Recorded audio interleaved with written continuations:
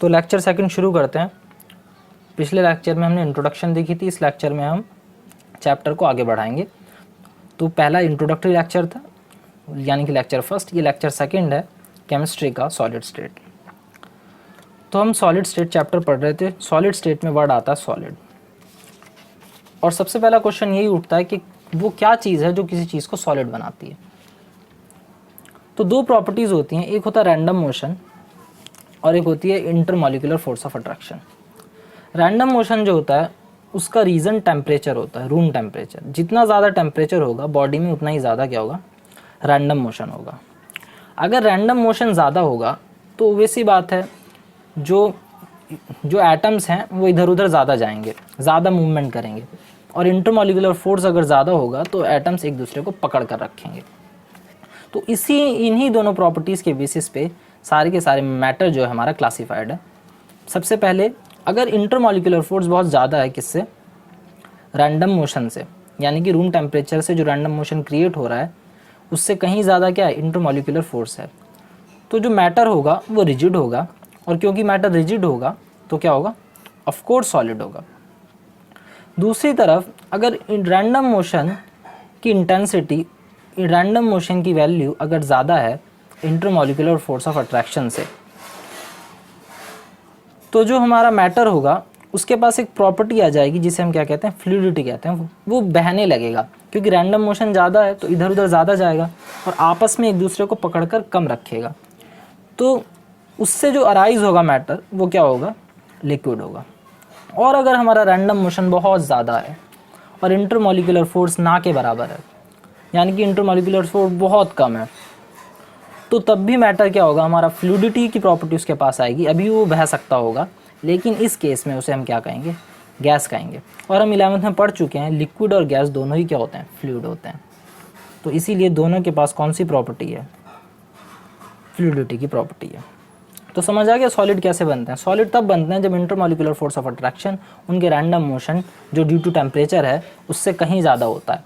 तो सॉलिड एक दूसरे, सारे एटम एक दूसरे को कस के पकड़ के रखे होते हैं, जिस वजह से कोई भी एटम अपनी पोजीशन को छोड़कर कहीं दूसरी जगह नहीं जाता, जिससे रिजिडिटी क्रिएट होती है। और रिजिडिटी ही क्या है, सॉलिड का दूसरा नाम है। और सॉलिड क्या होते हैं, रिजिड होते हैं। जो रिजिडिटी वो जो अपनी शेप ना बदले, रिजिडिटी वो कि दो मॉलिक्यूल्स के बीच में जो मॉलिक्यूल्स के बीच में जो डिस्टेंस है, जो डिस्प्लेसमेंट है, जो उनके बीच में गैप है, वो हमेशा उतना ही बना रहे चाहे आप कितना भी फोर्स लगा लो। इसे कहते हैं परफेक्ट रिजिडिटी। और हम जानते हैं कि नेचर में परफेक्ट रिजिडिटी एग्जिस्ट नहीं करती है, लेकिन फिर भी किसी एक एक्सटेंट तक तो रिजिडिटी एग्जिस्ट ज़रूर करती है। और उन्हीं मटीरियल्स को हम क्या कहते हैं, सॉलिड कहते हैं। तो सॉलिड में सबसे पहले जनरल कैरेक्टरिस्टिक्स पढ़ेंगे हम सॉलिड के। सॉलिड के जनरल कैरेक्टरिस्टिक्स वही सब है हमारे। सबसे पहला क्या है, they have definite mass and volume and shape. बहुत पहले से पढ़ते हुए आ रहे हैं 10वीं 9वीं 8वीं 7वीं कि सॉलिड वो होता है जिसका मास डेफिनेट हो, जिसका वॉल्यूम डेफिनेट हो और जिसकी शेप डेफिनेट हो। इसी के बेसिस पे पहला डिफरेंस किया जाता था लिक्विड, गैस और सॉलिड में। कहा जाता था mass constant, mass constant, mass constant, volume constant, volume variable. फिर उसके बाद शेप इसकी कांस्टेंट होती है, ना तो शेप इसकी कांस्टेंट होती है ना ही शेप इसकी कांस्टेंट होती है। लिक्विड उसी कंटेनर की शेप ले लेता है, फ्लूइड या दोनों उसी कंटेनर की शेप ले लेते हैं जिसमें इन्हें पुट रखा जाता है। और वॉल्यूम लिक्विड का भी बदल जाता है और सॉलिड और गैस का तो बदलता ही है। इंटरमॉलिक्यूलर डिस्टेंस आर शॉर्ट, अभी बताया कि इंटरमॉलिक्यूल्स के बीच में जो मॉलिक्यूल्स हैं उनके बीच का जो डिस्टेंस होगा बहुत बहुत छोटा होगा। तो जो मॉलिक्यूल्स के बीच का डिस्टेंस है वो क्या है, बहुत छोटा, बहुत कम होगा। ये हमारी सेकंड प्रॉपर्टी है, inter molecular distance is short. Third है intermolecular forces are very strong. Intermolecular forces strong होंगी तभी तो मॉलिक्यूल्स एक दूसरे को कस के पकड़ रखा होगा मॉलिक्यूल्स ने, और इसीलिए इंटरमॉलिक्यूलर डिस्टेंस कम है। तो इंटरमॉलिक्यूलर फोर्सेस आर स्ट्रॉन्ग। चौथी प्रॉपर्टी है देयर कंस्टिट्यूएंट पार्टिकल, इनके जो पार्टिकल हैं जिनसे बने हैं, जैसे कि एटम्स हो गए, मॉलिक्यूल्स हो गए, आयंस हो गए, उनकी एक फिक्स्ड पोजीशन होगी और वे जो हैं अपनी पोजीशन के अराउंड ही ऑसिलेट करेंगे और उस पोजीशन को हम क्या कहेंगे, मीन पोजीशन कहेंगे। तो जैसे ये एटम है, तो एटम यहाँ से यहाँ ऐसे ऑसिलेट करेगा अपनी पोजीशन पे, लेकिन अपनी पोजीशन को छोड़कर नहीं जाएगा। उसकी जो पोजीशन है वो उसकी मीन पोजीशन होगी और उस पोजीशन के अराउंड ऐसे ऐसे ऑसिलेट कर सकता है। किसकी वजह से? टेम्परेचर की वजह से। और वो किसकी वजह से? टेम्परेचर की वजह से क्या अराइज होती है? थर्मल एनर्जी अराइज होती है। और उस थर्मल एनर्जी की वजह से क्या आता है? रैंडम मोशन क्रिएट होता है। ठीक है, तो इनके जो कंस्टिट्यूएंट पार्टिकल हैं, एटम या मॉलिक्यूल, आयंस जो हैं, उनकी पोजीशन फिक्स रहेगी और वे अपनी पोजीशन के अराउंड ऑसिलेट करेंगे। ये था हमारा चौथा पॉइंट। पांचवा पॉइंट है, ये इनकम्प्रेसिबल होते हैं और रिजिड होते हैं। कैसे होते हैं? ये इनकम्प्रेसिबल होते हैं एंड क्या होते हैं? रिजिड होते हैं। जिसके पास रिजिडिटी होगी ऑफ कोर्स वो इनकम्प्रेसिबल होगा, विदाउट एनी डाउट। तो ये था हमारा जनरल कैरेक्टरिस्टिक सॉलिड के। सॉलिड क्यों है, इसका आंसर भी हमें मिल गया, और सॉलिड की क्या प्रॉपर्टीज़ हैं, इसका आंसर भी हमें मिल गया। अब इसके बाद हम सॉलिड का जो हमने क्लासिफिकेशन किया था कि सॉलिड को दो हिस्सों में बांटा जा सकता है, एक है क्रिस्टलाइन सॉलिड और एक अमॉर्फस सॉलिड। और क्रिस्टलाइन सॉलिड को भी 4 हिस्सों में बांटा जा सकता है। तो हम अब डिफरेंस देखेंगे, क्रिस्टलाइन सॉलिड क्या होता है और अमॉर्फस सॉलिड क्या होता है। इन दोनों के बीच डिफरेंस है, हम इन दोनों सॉलिड्स को समझेंगे।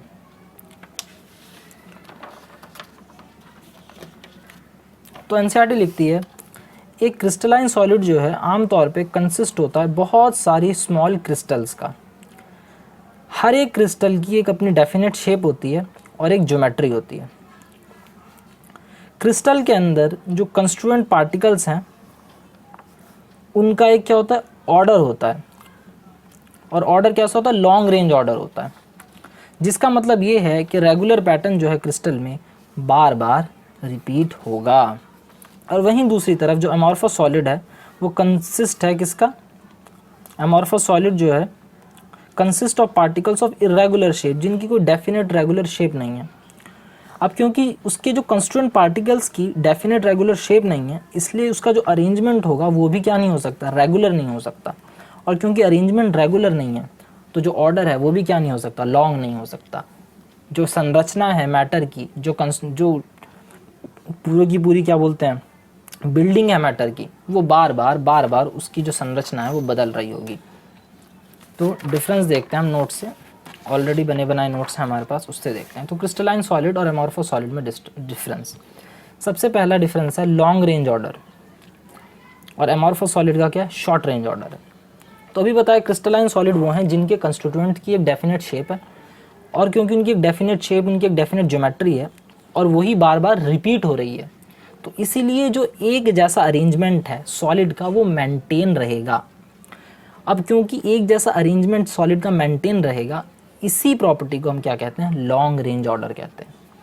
Same arrangement repeated through out, एक जैसा अरेंजमेंट पूरी के पूरे सॉलिड के अंदर।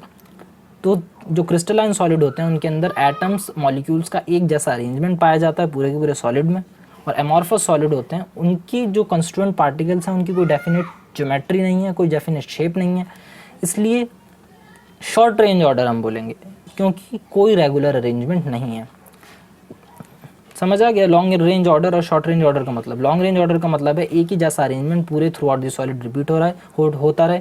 और शॉर्ट रेंज ऑर्डर का मतलब है कि एक अरेंजमेंट रिपीट हो थोड़ी सी देर के लिए, फिर दूसरा अरेंजमेंट रिपीट होने लगे, फिर तीसरा अरेंजमेंट रिपीट होने लगे, फिर चौथा अरेंजमेंट, यानी कि इर्रेगुलर अरेंजमेंट। कुछ पता नहीं लग रहा क्या है, बस है कुछ ना कुछ सॉलिड है, बट हम नहीं जानते कैसा है, उसका कोई डेफिनेट अरेंजमेंट नहीं है।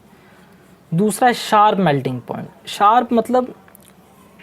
शार्प मेल्टिंग पॉइंट का मतलब है कि एक पर्टिकुलर टेम्परेचर आएगा, जैसे पानी है, पानी होता है हमारा कि 100 डिग्री आते ही तुरंत भाप बनना शुरू हो जाता है। ऐसा नहीं होता कि 100 डिग्री से 150 डिग्री के बीच तक भाप बनता रहेगा, हमें पता नहीं कहाँ पे बनेगा। 100 डिग्री जैसे ही रीच होता है वाटर में तुरंत भाप बनना शुरू। उसी तरह से आइस है, जैसे ही 0 डिग्री होगा तुरंत मेल्ट होना शुरू।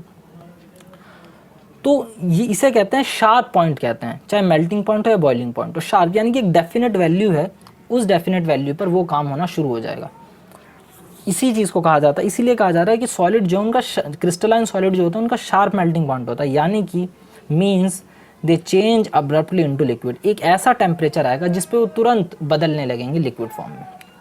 लेकिन एमॉर्फस सॉलिड में ऐसा नहीं होता। एमॉर्फस सॉलिड में डिफ्यूज मेल्टिंग पॉइंट है, यानी कि एक रेंज है, यानी कि अगर कोई सॉलिड हम बोलेंगे वो सॉलिड 600 केल्विन से 650 केल्विन के बीच में कहीं मेल्ट होता है, हम नहीं जानते कहाँ होता है। 600 से शुरू हो जाता है मेल्ट होना और 650 तक मेल्ट होता रहता है, यही इसका क्या है, मेल्टिंग पॉइंट। तो क्या एक रेंज है, इसीलिए इसे कहते हैं डिफ्यूज मेल्टिंग पॉइंट। उसके बाद है एनआइसोट्रोपिक और आइसोट्रोपिक। एनआइसोट्रोपिक वो होता है जिसके आर पार देखा जा सके, या फिर एक ऐसा सॉलिड जिसे डिफरेंट डायमेंशन में मेजर किया जाए और एक ही जैसी वैल्यूज़ हर बार आए। सबसे अच्छा एग्जांपल है रिफ्रैक्टिव इंडेक्स का। अगर आप क्रिस्टलाइन सॉलिड को लेंगे और अलग अलग तरीके से उसका रिफ्रैक्टिव इंडेक्स नापेंगे तो बार बार अलग अलग वैल्यू आएगी। लेकिन अगर आप एमॉर्फस सॉलिड को लेते हैं और अलग अलग तरीके से उसका रिफ्रैक्टिव इंडेक्स मेजर करते हैं तो क्या आएगी, एक ही जैसी वैल्यू हर बार मिलेगी। इसलिए कहते हैं कि एमॉर्फस सॉलिड जो है आइसोट्रोपी मेंटेन करते हैं और क्रिस्टलाइन सॉलिड एनाइसोट्रोपिक होते हैं। चौथा पॉइंट है ऑन कटिंग विद नाइफ। अगर हम चाकू से काटें तो स्मूथ एज मिलते हैं, और मिलने भी चाहिए। क्यों? क्योंकि रेगुलर अरेंजमेंट है। जब चाकू से काटेंगे तो रेगुलरली कटेगा, और रेगुलरली कटेगा तो स्मूथ एजेस मिलेंगे। और जब हम एमॉर्फस सॉलिड जिसका रेगुलर अरेंजमेंट नहीं है उसे जब चाकू से काटेंगे तो इरेगुलर एज मिलेंगे हमें। पांचवा पॉइंट है कैरेक्टरिस्टिक एंथैल्पी ऑफ फ्यूजन, कि जो फ्यूजन की जो एंथैल्पी है, यानी कि जो एनर्जी लगेगी फ्यूजन में, यानी कि सॉलिड से लिक्विड बनने में, फ्यूजन इस प्रोसेस को कहते हैं, सॉलिड से लिक्विड बनने के प्रोसेस को कहते हैं फ्यूजन। उसमें जो एनर्जी लगेगी वो क्या कैरेक्टरिस्टिक है, डेफिनेट वैल्यू है उसकी। लेकिन एमॉर्फस सॉलिड में no definite value of enthalpy of fusion. Solid से लिक्विड बनने के लिए लगने वाली एनर्जी की कोई डेफिनेट वैल्यू नहीं है, थोड़ी ज़्यादा थोड़ी कम चलता रहता है। क्रिस्टलाइन सॉलिड्स को हम क्या कह सकते हैं, ट्रू सॉलिड्स हैं, ये सच्चे सॉलिड हैं, ये रियल सॉलिड्स हैं। और जो हमारे एमॉर्फस सॉलिड हैं वो सूडो सॉलिड है, नकली फर्जी सॉलिड हैं, दिखते हैं सॉलिड जैसे लेकिन सॉलिड जैसी प्रॉपर्टी शो नहीं कर सकते। कुछ प्रॉपर्टीज़ हैं जो इनकी बहुत अलग हैं और उन सॉलिड से जो आमतौर पर नेचर में हमें मिलते हैं। तो नेचर में मिलने वाले ज़्यादातर सॉलिड हमारे क्रिस्टलाइन सॉलिड होते हैं और एमॉर्फस सॉलिड कम मिलते हैं हमें। इनका जो नेचर है, इनकी जो डाइवर्सिटी है वो क्या है, रिस्ट्रिक्टेड है। अब एग्जाम्पल से आपको खुद ही पता लग जाएगा, quartz, diamond, boron nitride, NaCl, ZnS, caesium chloride, ये बटे हुए बाद में पढ़ेंगे इन्हें, सॉलिड आयोडाइड, सॉलिड सल्फर, ये सब। और इसमें देखिए क्या, रबर, ग्लास, प्लास्टिक, ये क्या है हमारे एमॉर्फस सॉलिड।